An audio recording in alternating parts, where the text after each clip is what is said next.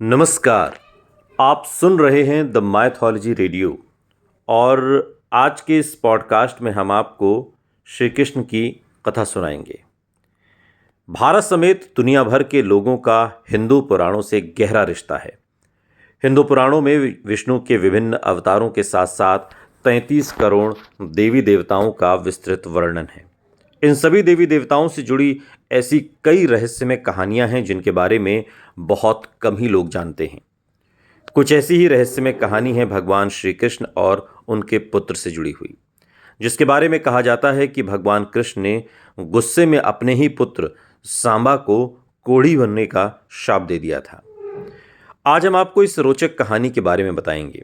वैसे तो श्री कृष्ण की कई रानियां थीं, जिनमें से एक जामवंत की पुत्री जामवंती भी थी। श्री कृष्ण और जामवंती के विवाह के पीछे भी एक कहानी है। पुराणों के अनुसार बहुमूल्य मणि हासिल करने के लिए भगवान श्री कृष्ण और जामवंत में 28 दिनों तक युद्ध चलता रहा। युद्ध के दौरान जब जामवंत ने कृष्ण के असली रूप को पहचान लिया तो उन्होंने मणि समेत अपनी पुत्री जामवंती का हाथ भी उन्हें सौंप दिया। श्री कृष्ण और जामवंती के पुत्र का नाम सांबा था। कहते हैं कि सांबा इतना सुंदर और आकर्षक था कि श्री कृष्ण की कई पटरानियां भी उसकी सुंदरता के प्रभाव में आ गई थीं।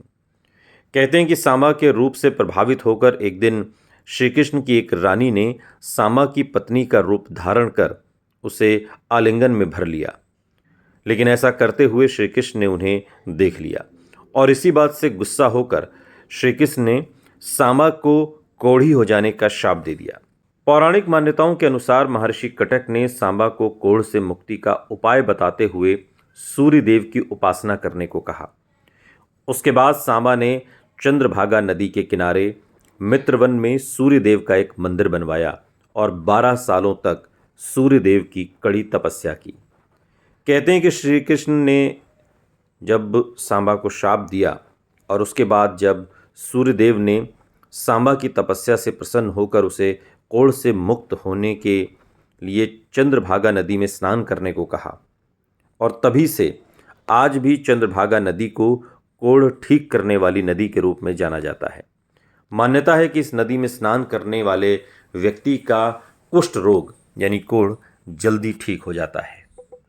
सुनते रहिए द माइथोलॉजी रेडियो, सुनता है सारा इंडिया।